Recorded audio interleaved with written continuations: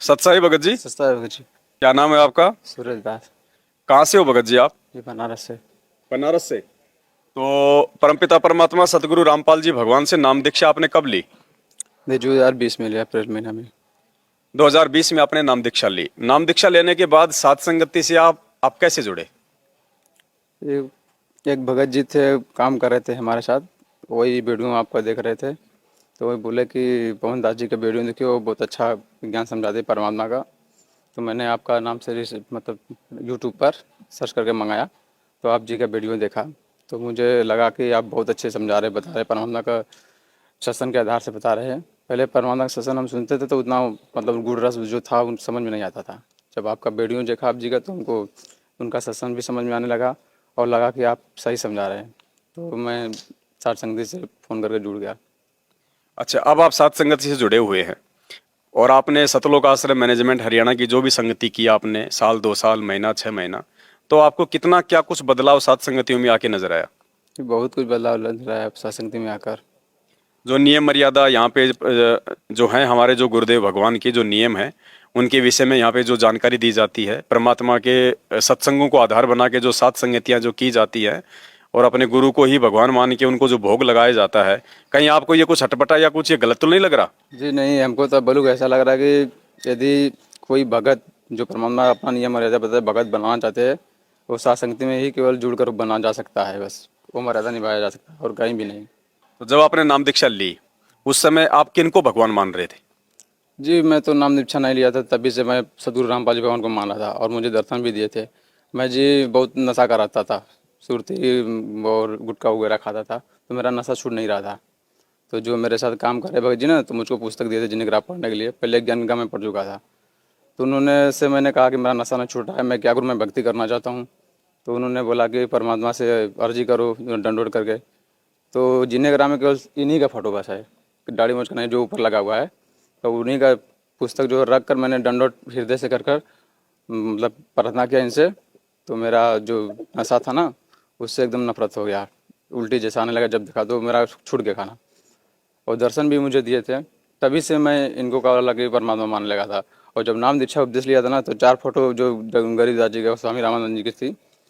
तो मुझे लगा कि हमको सिंगल फोटो लेना चाहिए, रखना चाहिए, लेकिन ये लोग 4 फोटो लगा के दे रहे हैं, तो हमको ठीक नहीं लग रहा था। मैं जहाँ जाता था उनसे कहना चाहा, लेकिन कह नहीं पाया। फिर उसके बाद एक दिन जहाँ जाता था ना, कुछ एक भगत थे, उनसे उनका कुछ मूड मोटा हो गया था। तो मैंने गया तो देखा कि जहाँ सत्संग मतलब चर्चा हो रही थी, केवल सिंगल फोटो था परमात्मा का, सदगुरु रामपाल जी का। तो वो फोटो हटा दिए थे। तो मैंने कहा कि भगत जी फोटो क्यों हटा दिए, क्योंकि आपसे फोटो से क्या मतलब है, यदि दंडोत करना है या दर्शन करना है तो मंदिर हला मंदिर में जाकर लिए। जो मंदिर बनाए थे वहाँ पर दाढ़ी मूंछ का फोटो था, सभी का फोटो था। तो मैंने कुछ नहीं बोला। फिर बाद में मुझे लगा कि परमात्मा तो यही सदगुरु रामपाल जी भगवान है, इनका हटा दिए, अच्छा नहीं लगा मुझको। फिर बाद में मैंने सोचा कि मैंने परमात्मा का भक्ति लेकर मोक्ष प्राप्त करना, कहाँ सोचा कि यही अच्छा मार्ग है। लेकिन यहाँ आया तो यहाँ भी सही नहीं, मेजरमेंट तो सही नहीं, ये भी सही नहीं लग रहे। वो मेजरमेंट को नहीं मानते, लेकिन अपना चलाते हैं, जैसे लगता है कि मेजरमेंट ही वाले कर रहे हैं। कहाँ की बात है? ये अपने बनारस के रुस्तमपुर गाँव में एक मदन भगत जी थे। अच्छा ये अच्छा स्वरूप भगत जी है ना, वही चाहते थे। हम 4-5 लोग भगत जी वही चाहते थे। अच्छा अच्छा अच्छा। तो ये भगत जी जब कौला सत्संग से वीडियो देखकर हमसे कहा कि वीडियो देखे, तो हम देखे तो हम लोग 4-5 लोग ने सब सतही निकल गए वहाँ से। जब उस समय फोटो नहीं हटाया ना, तो हमारे मन में बहुत मतलब दुख महसूस हुआ। मतलब आप वहाँ पे मतलब सात संगति में आप गए थे? हाँ वाराणसी में किसी ने कोई सात संगति रखवाई हाँ, होगी? मंगल के करते हैं। अच्छा, हर मंगलवार को करते हैं? हाँ तो टिकट वहाँ पे करते वही हैं। मैनेजमेंट वाले से काम हो रहे थे, दाढ़ी मूंछ वाली फोटो भी रखी हुई थी। हाँ हाँ। तो आप लोगों को लगा कि यहाँ तो सात संगति वाला कोई कर्म है ही नहीं, कोई गुण है ही नहीं यहाँ हम्म तो आप लोग वहां से तुरंत उठ के चल दिए, क्योंकि जो नियम है सात संगति ये कि जिस सात संगति में संत रामपाल जी भगवान को भगवान नहीं माना जाएगा, जहाँ पे दाढ़ी मूंछ वाली फोटो रखी जाएगी, उस सात संगति में हम वहाँ पे नहीं रह सकते। तो आप जी तुरंत वहां से उठ के वहां से निकल लिए आप। ठीक है। और अब आप जी यहाँ सात संगति में आए हैं भगत जी, हम्म। तो अब आप भगत समाज को आप जी क्या संदेशा देना चाहेंगे जो सात संगति में नहीं आ पा रहे? जी हम तो उनको ये संदेश देंगे कि पहले तो सात संगति का वीडियो देखिए हो, क्योंकि वो वीडियो देखेंगे तो सच और झूठ का पता चलेगा। क्योंकि अब कोई बंद पैकेट है, जब से जो खोलेंगे नहीं तो कैसे पता चलेगा उसमें क्या है। अब उन लोगों से मैं भी यही समझा रहा था, तो लोग कह रहे थे नहीं उनका वीडियो नहीं चलेगा, यहाँ मत देखना। मैंने कहा था कि उसमें परमात्मा का सत्संगों का बहुत गुड रिसर्च है, बड़ा उजला राशि पे है। तो वो बोले थे कि हम रात लेके क्या करेंगे, अपना भक्ति करेंगे कि हम उनका वीडियो क्यों देखें। तो सात संगति का जब से वीडियो नहीं देखेंगे तब से जो परमात्मा का जो सत्संग जो रहस्य समझ में नहीं आएगा। पहले हमको खुद नहीं समझ में आता, अब तो बहुत कुछ समझ में आने लगा है। भक्ति मर्यादाओं के लेके जो शंका समाधान की पुस्तक छपी है, क्या आपने मंगवाई? जी मंगवाई, मैंने पढ़ी भी है। आपको उसमें क्या कुछ समझ में आया? बहुत कुछ। जी बहुत कुछ समझ में आया। पहले तो हमें लग रहा था कि पूरा मर्यादा जो 11 नियम बताए हैं परमात्मा, उन 11 नियम में से 4-5 तो ही बस फॉलो कर पा रहे थे और बाकी तो नहीं फॉलो कर रहे थे। और जब पुस्तक शंकर समाधान का पढ़ा ना, तो मुझे तो ऐसा लग रहा था कि पग पग पर मर्यादा है परमात्मा का। तो पढ़ने के बाद तो आत्मा को एकदम झकझोर दे रहा था और फिर लग रहा था कि अब हमको एक मर्यादा फॉलो करना चाहिए। और बहुत अच्छी पुस्तक पढ़ वो है शंकर समाधान। उसको पढ़ने के बाद इंसान का आत्मा को एकदम झकझोर देता है। गुरुदेव भगवान को अपने घर पे हलवे राम का भोग लगाते हैं? जी लगाते हैं।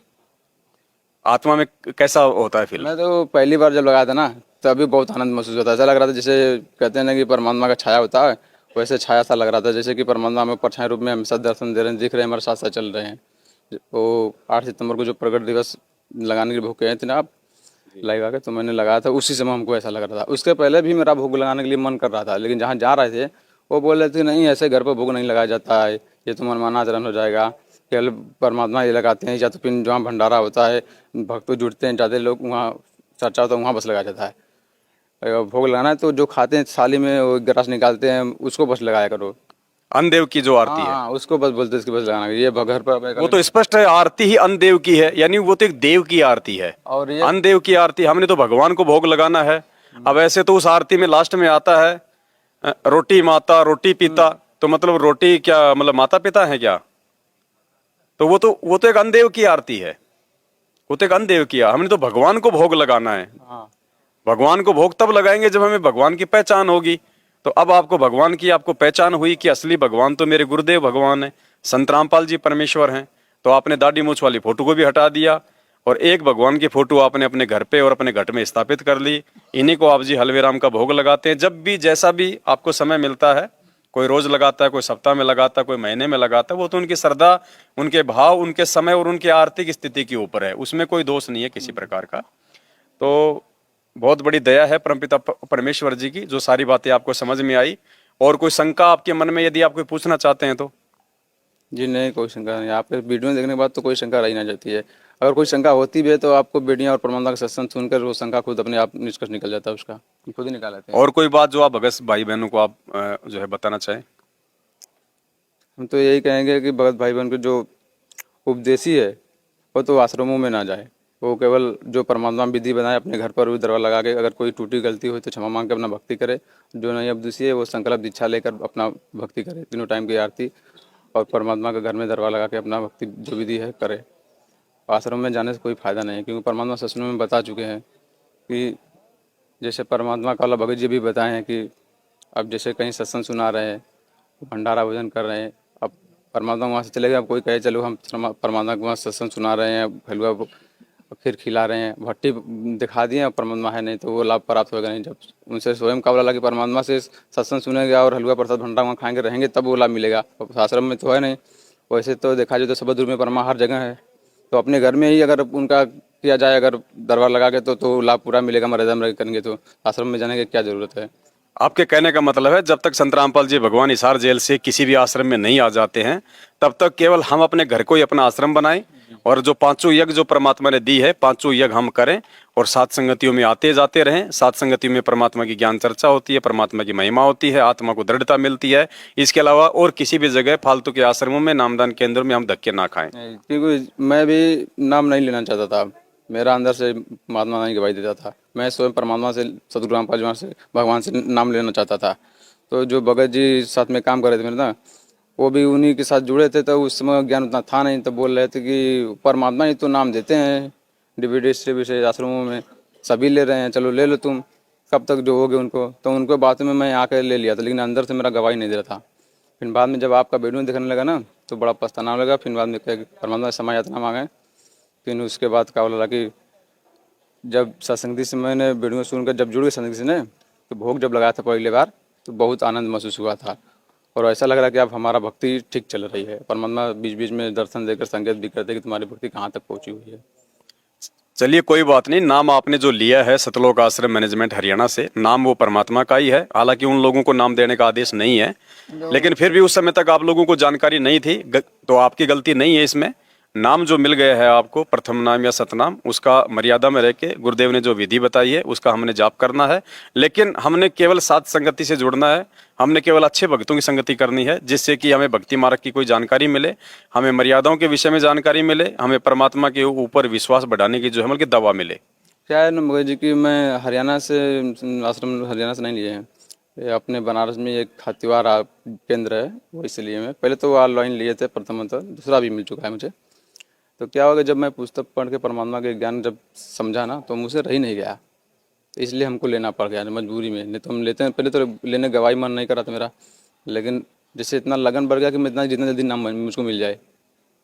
तो पर भगत जी बोले कि ले लो, टीवी से सभी ले रहे हैं, परमात्मा ही देते हैं, उन्हीं के मुख कमल से मिलेगा, तो अभी इसलिए मैंने ले, नहीं तो मैं लेता नहीं।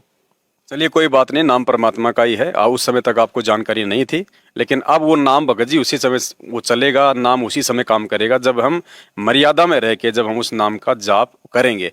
और सतलोक आश्रम मैनेजमेंट हरियाणा की जो संगति है, उनके आश्रमों में भगत जाते हैं तो वहाँ पे मर्यादा नहीं है, वहाँ पे राजनीति भी करवाई जाती है, भक्तों से वोट भी डलवाए जाते हैं, भक्तों से मनमाने आचरण भी करवाए जाते हैं, रक्तदान भी होता है, देहदान भी होता है। भगवत हो गए वो लोग ज्योति पाठ और दान और 10वें अंश का पैसा भी लेते हैं, जो कि मालिक की वाणी और विधान के खिलाफ है कि 10वां अंश गुरु को दीजिए, जीवन जन्म सफल कर लीजिए। गुरु बिन माला फेरते, गुरु बिन देते दान, गुरु बिन दोनों निष्फल है, चाहे पूछो वेद पुराण। तो वहाँ पे टोटल मनमाना आचरण है, केवल वहाँ पे आपकी मर्यादा टूटेगी, भक्ति नहीं बनेगी। ना वहाँ पे कोई ज्ञान चर्चा होती है, ना वहाँ पे कोई परमात्मा की कोई महिमा होती है, ना उन आश्रमों में हमारे गुरुदेव को भगवान मान के भोग लगाया जाता है। वहाँ तो आज भी दाढ़ी मूछ वाली फोटो को ही भगवान मान के, उस काल्पनिक फोटो को परमात्मा मान के भोग लगाया जाता है। तो जिन जगहों पे हमारे गुरुदेव की कोई इज्जत नहीं है, जहाँ पे हमारे गुरुदेव को एक कागज की दाढ़ी मूछ वाली फोटो से भी नीचे समझा जाता है, तो वो आश्रम हमारे लिए मतलब बेकार हैं जी, किसी काम का नहीं है। वैसे भी परमात्मा शास्त्रों में बता चुके हैं, और जो नित्य नियम पुस्तक दे दिए हैं गुटका, उसमें नित्य नियम में भी हर जगह ज़्यादा से ज़्यादा परमात्मा गुरु का ही ज़्यादा महत्व है, बड़ा है। वही गुरु जी के वो परमात्मा मानने के लिए कहा गया है। परमेश्वर कहते हैं गुरु बिन, मालिक की एक वाणी है उसमें पेज नंबर 20 पे भक्ति बोध में, गुरु बिन और ना कोई ठहरा ही, मोक्ष पंथ नहीं गुरु बिन पाई, कुछ ऐसी वाणी है परमात्मा की कि सतगुरु के अलावा किसी दूसरे को महत्व नहीं देना चाहिए। महिमा में भी उन्हीं का है, सदगुरु महिमा में पूरा गुरु जी के बारे में है, सतगुरु की महिमा है उसमें सारी की सारी। लेकिन उसके बावजूद भी वहाँ पे सतगुरु को महिमा ना देके, सतगुरु को महत्व ना देके, और एक दाढ़ी मूछ वाली काल्पनिक फोटो को भगवान मान के वहाँ पूजा जाता है, भोग लगाया जाता है। तो ऐसी जगह पे जाने से तो मर्यादा खंडित होगी, क्योंकि वहाँ तो काल भगवान बैठा हुआ है। हमारे गुरुदेव का वास उन आश्रमों में नहीं है। गुरुदेव का वास केवल उसी जगह पे है, उन्हीं घरों में है जहाँ पे सतगुरु रामपाल जी भगवान को ही भगवान मान के जो है उनको पूजा जाता है, उनकी भक्ति की जाती है, उनको भोग लगाया जाता है। और वो जगह केवल साध संगति है, या साध संगति से जुड़े हुए भाई बहनों के अपने अपने जो है वो घर है, वही उनका असली आश्रम है, जब तक हमारे गुरुदेव जेल से नहीं आ जाते हैं।